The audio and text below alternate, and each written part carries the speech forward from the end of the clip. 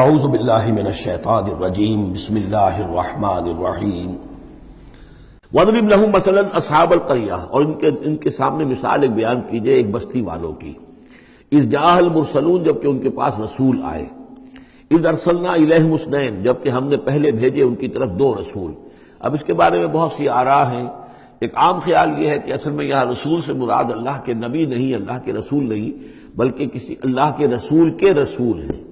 یعنی یہ کہ اللہ تعالیٰ نے کسی رسول کو بھیجا، اس رسول نے پھر اپنے شاگردوں کو، اپنے حواریین کو، زیادہ خیال حضرت مسیح کے حواریین کے بارے میں ہے کہ انہوں نے جب جا کر ان میں سے دو حضرات نے انطاکیہ میں تبلیغ کی تھی. انطاکیہ جو شہر ہے، جو کہ یہ سمجھیے کہ شام اور ترکی کے تقریباً سرحد پر ہے، تو انطاکیہ میں جو معاملہ ہوا، یہ ماجرا ہوا، یہ خیال ہے. لیکن یہ بھی ہو سکتا ہے کہ اللہ ہی کے براہ راست نبی ہوں، اس لیے کہ رسول کے رسول یہ لفظ جو ہے بعض احادیث میں آئے ہیں. حضور نے جب مدینہ تشریف لائے تھے آپ صلح حدیبیہ کے بعد، تو وہاں چونکہ آپ نے بیعت لی تھی مسلمانوں سے، بیعت جو صحابہ کرام نے کی تھی بیعت رضوان، تو مدینے آ کر پھر آپ نے خواتین سے بھی بیعت لی. اس کے لیے حضرت عمر کو بھیجا کہ جاؤ تم میری طرف سے، میری جانب سے تم بیعت لے لو. تو وہ جب گئے ہیں خواتین کے مجمع میں، تو انہوں نے جو الفاظ کہے وہ یہ کہ انا رسول اللہ ہے، میں اللہ کے رسول کا رسول ہوں. اللہ نے رسول کو بھیجا محمد کو صلی اللہ علیہ وسلم، اور محمد نے بھیجا ہے مجھے آپ کے پاس. اسی طریقے سے حضرت سعد بن ابی وقاص کا جو قول تھا، جو ایرانیوں سے انہوں نے کہا تھا انا قد ارسلنا، ہم بھیجے گئے ہیں. اللہ نے بھیجا اپنے رسول کو محمد کو، اور انہوں نے بھیجا ہے ہمیں. تو یہ امکان تو موجود ہے، لیکن یقین سے ہم نہیں کہہ سکتے. بہرحال ان کے پاس پہلے کوئی دو رسول بھی ہو سکتے ہیں، جیسے کہ حضرت موسیٰ کے ساتھ حضرت ہارون بھی تھے. فَكَذَّبُوهُمَا، تو انہوں نے دونوں کو جھٹلا دیا. فَعَزَّزْنَا بِثَالِثٍ، تو ہم نے ان دو کو مزید قوت دی ایک تیسرے سے، ایک تیسرا اور رسول بنا کر ہم نے بھیج دیا. فَقَالُوا إِنَّا إِلَيْكُمْ مُرْسَلُونَ، انہوں نے کہا ان لوگوں سے، اس بستی والوں سے، کہ ہم تمہاری طرف بھیجے گئے ہیں اللہ کی طرف سے. قَالُوا مَا أَنْتُمْ إِلَّا بَشَرٌ مِثْلُنَا، انہوں نے کہا کہ تم نہیں ہو مگر ہم جیسے انسان. وَمَا أَنزَلَ الرَّحْمَٰنُ مِن شَيْءٍ، اور رحمان نے کوئی شے نہیں اتاری ہے. إِنْ أَنْتُمْ إِلَّا تَكْذِبُونَ، یہ تم سب جھوٹ بول رہے ہو، تمہیں جھوٹ گھڑ لیا ہے. قالوا ربنا يعلم انا الیکم لمرسلون، اور ظاہر بات ہے کہ کوئی اور دلیل تو وہ نہیں دے سکتے. انہوں نے اپنے اس یقین کا، اذعان کا پھر دوبارہ اظہار کیا. ان کا نہیں، ہمارا رب جانتا ہے کہ ہم تمہاری طرف اس کی جانب سے بھیجے ہوئے ہیں. وما علینا الا البلاغ المبین، ساتھ ہی یہ بھی جان لو کہ ہماری کوئی اور ذمہ داری نہیں ہے سوائے اس کے کہ اللہ کا پیغام تم تک صاف صاف پہنچا دیں. قالوا انا تطیرنا بکم، ان کا کہ ہمیں تو آپ کی نحوست سے کچھ اندیشہ ہے کہ آپ لوگ جو ہے آپ کی وجہ سے ہم پر کوئی نحوست نہ آ جائے، کوئی اللہ کی پکڑ نہ آ جائے. انا تطیرنا بکم لئن لم تنتہوا، اگر تم لوگ باز نہ آئے جو بھی تم دعوت دے رہے ہو، لنرجمنکم، تو ہم تمہیں سنسار کر دیں گے. ولیمسنکم منا عذاب علیم، اور یا یہ کہ کوئی اور عذاب علیم تمہیں پہنچے گا ہماری جانب سے. قالوا طائرکم معکم، ان کا تمہاری نحوست تو تمہارے اپنے ساتھ ہے. این ذکرتم، تم یہ بات کہہ رہے ہو کہ تمہیں ہم نصیحت کر رہے ہیں، تمہیں نصیحت کی گئی ہے، یاد دہانی کرائی جا رہی ہے، تمہاری اپنے قلوب کے اندر یہ حقائق موجود ہیں. ذرا کبھی دیکھو. وفی انفسکم افلا تبصرون، ہم تو صرف یاد دہانی کرانے کے لیے آئے ہیں. ان ذکرتم بل انتم قوم مسرفون، لیکن یہ کہ تم لوگ جو ہو بہت ہی حد سے بڑھ جانے والے ہو. وجاء من اقصى المدینة رجل یسعى، اب اس بستی کے لوگوں میں سے ایک شخص آیا دوڑتا ہوا، اور بستی کے پرلے سرے سے.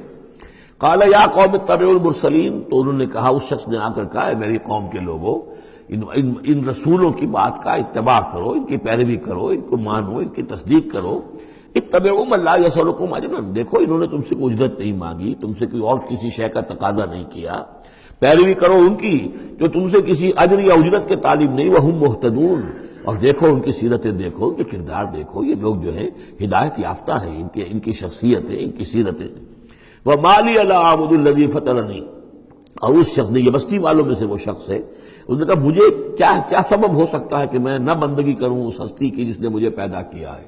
یہی تو دعوت لے کر آئے ہیں کہ خدا واحد کی بندگی کروں، تو کیا رکاوٹ ہے؟ ما لیا، کیا سبب ہو سکتا ہے لاحق مجھے کہ میں نہ پوجوں اور نہ پرستش کروں اس کی کہ جس نے مجھے پیدا کیا. وَإِلَيْهِ تُرْجَعُونَ، اور اسی کی طرف تمہیں لوٹا دیا جائے گا. أَتَّخِذُ مِن دُونِهِ آلِهَةً، کیا میں اس کے سوا کچھ معبودوں کو مانوں، کچھ گاڈز اینڈ گاڈیسز کا اقرار کروں.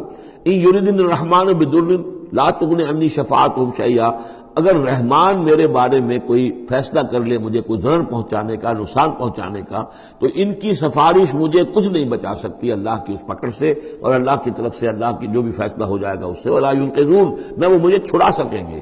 انی اذا لفی ضلال مبین، تو ایسی عاجز ہستیوں کو میں خدائی میں شریک کر دوں اور ان کو بھی میں مان لوں تو میں تو اس وقت بہت ہی بھٹکے ہوئے لوگوں میں سے ہو جاؤں گا۔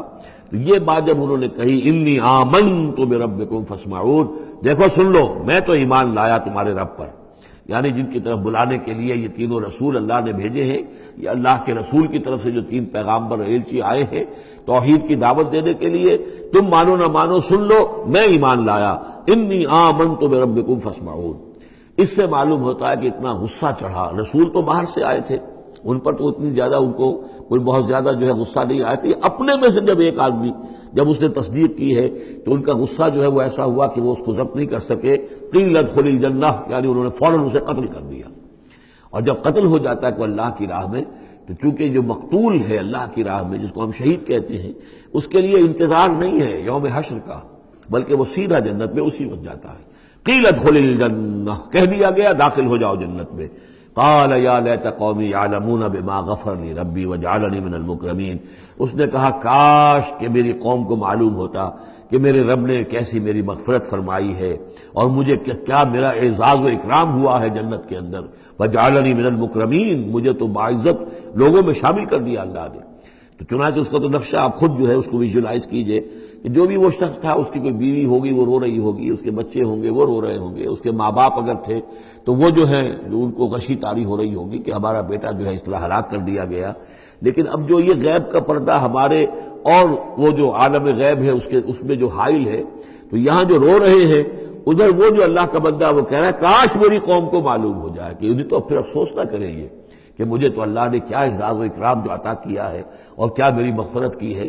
قیل ادخل الجنہ قال یا لیت قومی یعلمون بما غفر لی ربی وجعلنی من المکرمین وما انزلنا علی قومہ من بعدہ من جند من السماء، اور پھر ہم نے نہیں نازل کیا اس کی قوم پر اس کے بعد کوئی لشکر آسمان سے، وما کنا منزلین، اور ہمیں کوئی فوج اتارنے کی ضرورت نہیں ہوا کرتی، ان کانت الا صیحۃ واحدۃ فاذا ھم خامدون، وہ تو بس صرف ایک چیخ تھی، ایک چنگھاڑ تھی، ایک بڑی آواز تھی، اور اس کا نتیجہ یہ نکلا کہ وہ سب کے سب بجھ کر رہ گئے، جیسے آگ بھڑک رہی ہو اور ایک دم بجھ جائے، ختم ہو گئے۔ یا حسرۃ علی العباد، حسرت ہے، افسوس ہے بندوں کے حال پر، ما یاتیہم من رسول اللہ کانوا بہ یستہزئون، نہیں آتا ان کے پاس کوئی بھی رسول مگر یہ کہ وہ اس کا استہزاء ہی کرتے ہیں۔